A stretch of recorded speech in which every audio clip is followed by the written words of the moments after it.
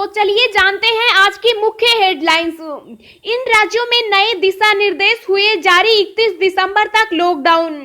आ गए दिसंबर महीने के लिए एलपीजी रसोई गैस सिलेंडर के दाम।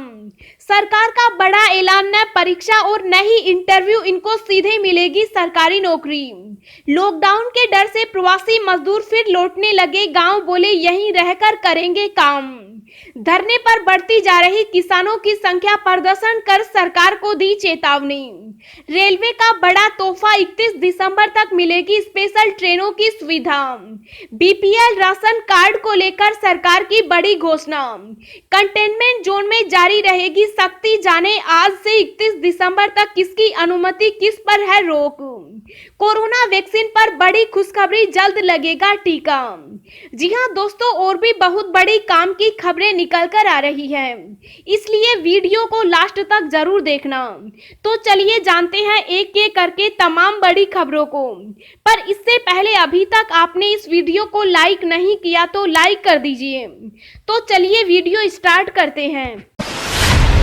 कंटेनमेंट जोन में जारी रहेगी सख्ती, जाने आज से 31 दिसंबर तक किसकी अनुमति, किस पर है रोक।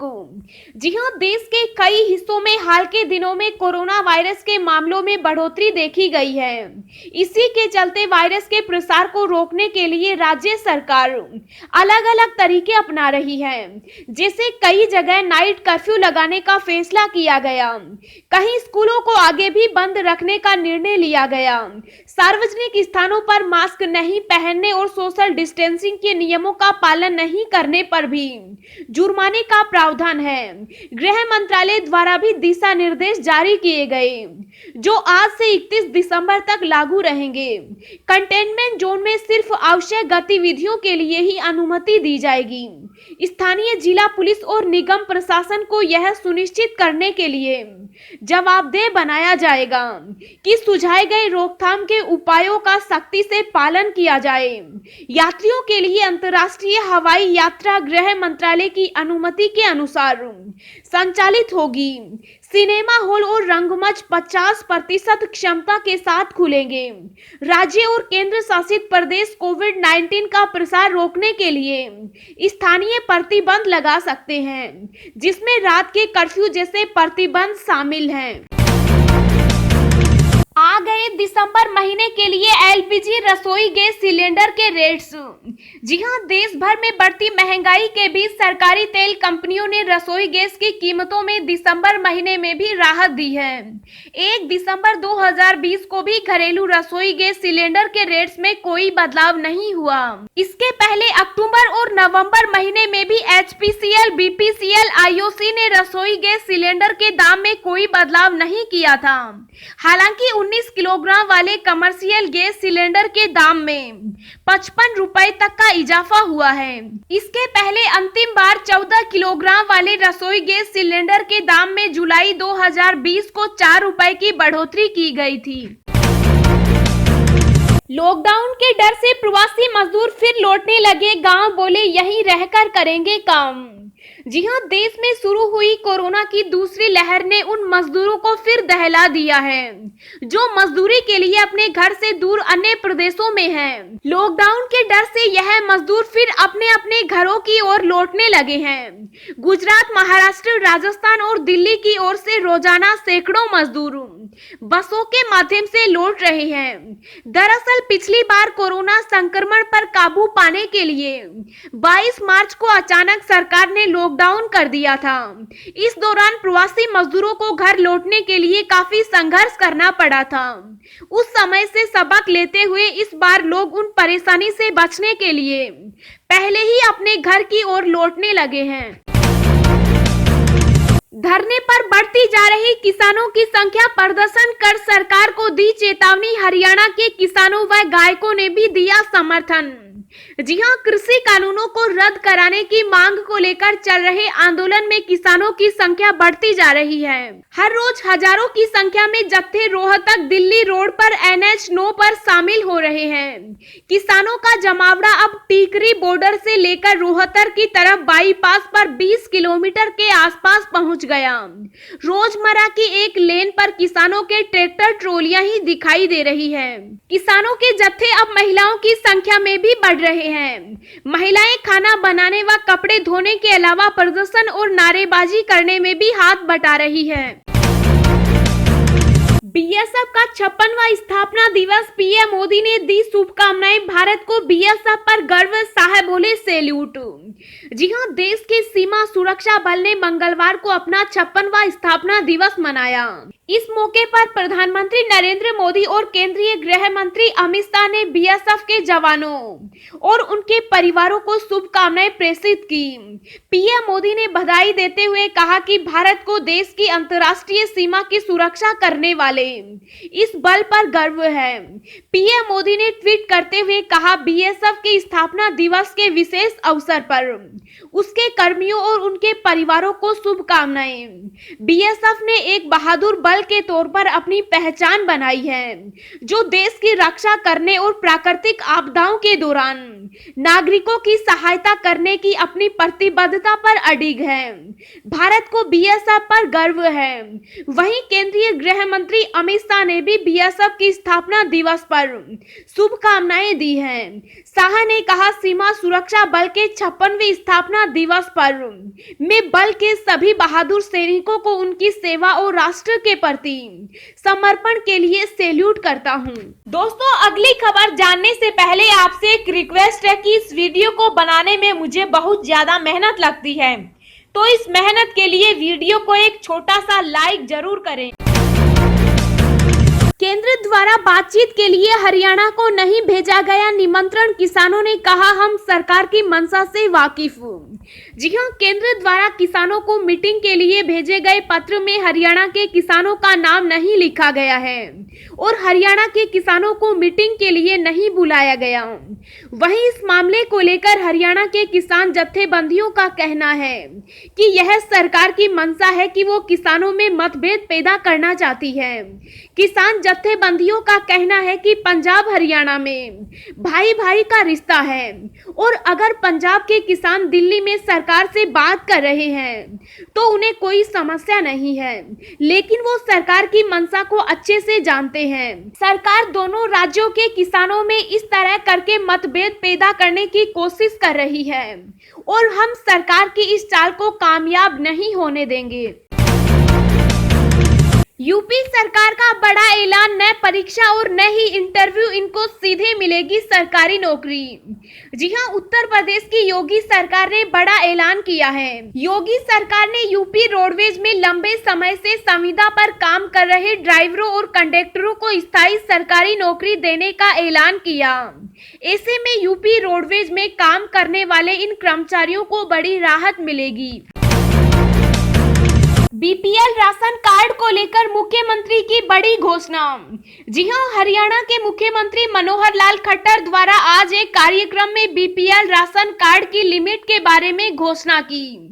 उन्होंने बताया कि हमारे पास बहुत ज्यादा गरीब लोग हैं जिनकी मदद करना सरकार नहीं चाहती, इसलिए हमारे प्रदेश में बाकी प्रदेशों की तुलना में BPL राशन कार्ड की लिमिट अलग है। बाकी प्रदेशों में BPL राशन कार्ड की लिमिट 1,20,000 निर्धारित की गई। हरियाणा सरकार द्वारा जिनकी आय 1,80,000 से कम है, उनकी BPL कार्ड के जरिए सरकार द्वारा सहायता की जाएगी। हरियाणा प्रदेश में मार्च तक यह लिमिट 1,80,000 कर दी जाएगी।